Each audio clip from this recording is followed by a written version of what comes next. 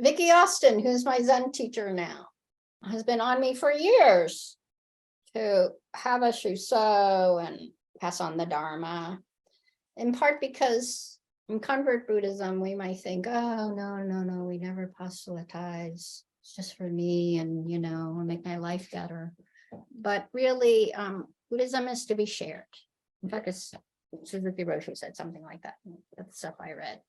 Because if the Dharma heals and if the Dharma alleviates or ends suffering, then it needs to be promoted. And it's because I went to a Gen X teacher conference online last year, and they talked about lineage. And I was thinking, I spent a lot of time now, all these years, really hopefully teaching in a way that reduces harm, especially certain kinds of oppressive harms. Then we should make sure this continues, right? And also, I think it's only my task as a teacher to offer you the opportunity to express the Dharma more fully as you're able. Whether it becomes a teacher title or not is remain to be seen. However, the first year, so broadly, this is called A2Z Practice Training, APT. I like that, huh? You know me, I love acronym, APT. It will be 3 years at least, if not longer. And basically it is to study the self, is to forget the self. And to forget the self is to experience the myriad things. I'm paraphrasing the last part. So year 1 is to study the self or the form. So I really want you to now bring, many of you have practiced and have different programs and we've done different things. And yes, we bring awareness to what your experience is, but we're going to be very, very intentional about it this year. This is the year to commit to the Dharma as expressed through you, which really is cultivating your Buddha nature. But you're going to be very clear, what is your Buddha nature?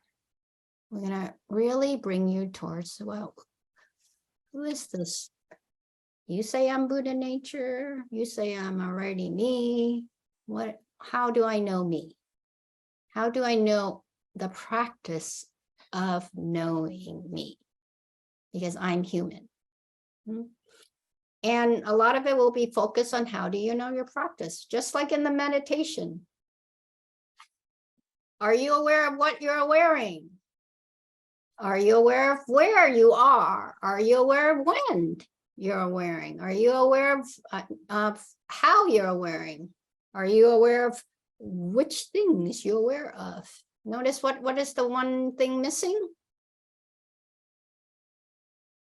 Why? Yes. It's not just that I hate why, but we already know why. Why? Because you're already Buddha nature. You're already Buddha.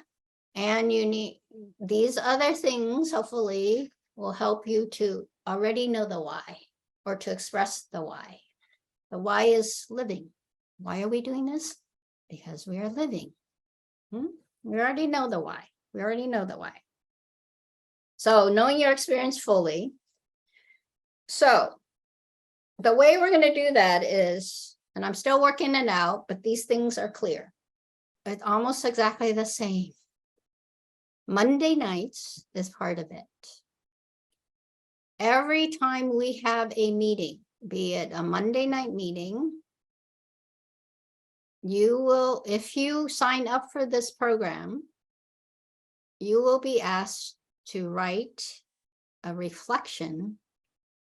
And I'm still formulating the whole container of your reflection, but basically, and it probably will vary. Like, I think we're going to talk about what are you aware of? And then you're within 48 hours, you will send in less than 100 words.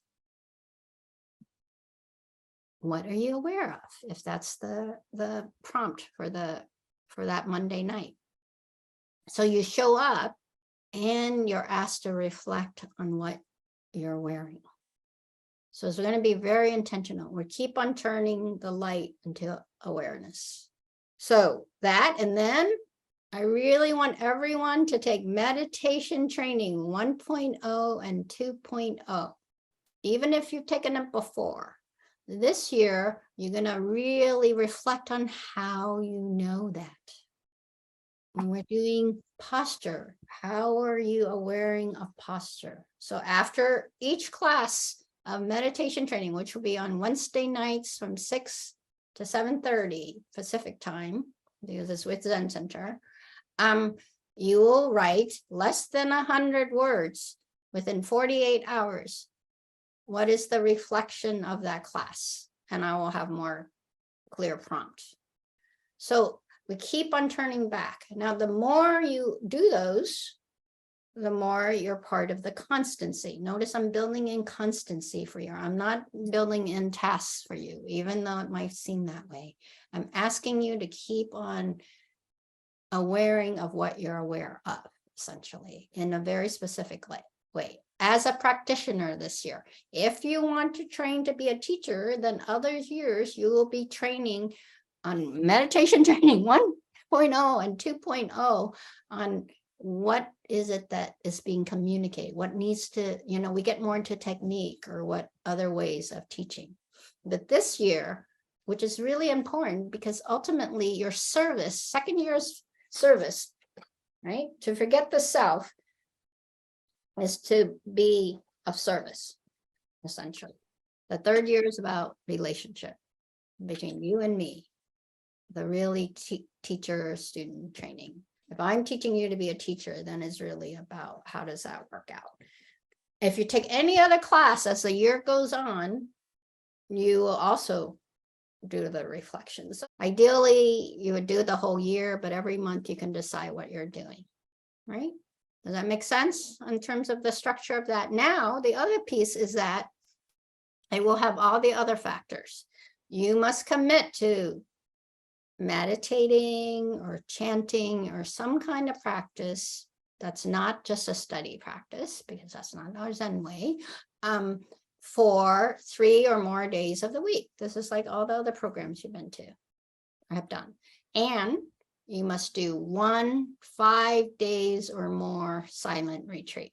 You see, all this will sound really familiar. And I will be very specific about what I'm going to teach you as the year goes on. And your PDs, though, if you sign up for this program, will be about your reflections. Now you have a topic for your PDs, which technically that's what your practice discussion already is if you're in a program. So in a way, it's not a far-fetched, however, it's just more clarity. Really, it's just helping you we are focusing you on your practice. It's not a matter of just like, oh yeah, I'm just gonna, show up on Monday night, get entertained. Oh yeah, maybe I'll show up on Wednesday, whatever. It's like commitment to understanding your experience in the Dharma. Commitment to understanding your experience as a practitioner in the Dharma, because you have to have that before you can teach. So I'll figure out how we take role in this. And by the way, how much constancy you do in the first year would determine whether you're invited to the second year. And by that, it's just because it's really important that I know that you have an awareness of what is happening. It's not punitive. There's no favoritism, right? Now, I want to be very clear. There's no guarantee that anybody will be a teacher, because that's just not, this is not a program that it may become to a point where there will be a certificate for a certain level of practice sharing. Oh, by the way, in Zen, we're very particular about when you're a teacher and who your teacher is. By the way, somehow someone was showing me something about, my name and the book stuff came up. And then there was somebody who called me their teacher and I have no idea who they are. Some coach called me their teacher and I'm like, I have no idea who this person is. So that's not the way we work in Zen. So, and we can talk about that as things go on. That's the broad view. I will have it more cleared out, and I haven't had the web page yet. But just to plant the seed,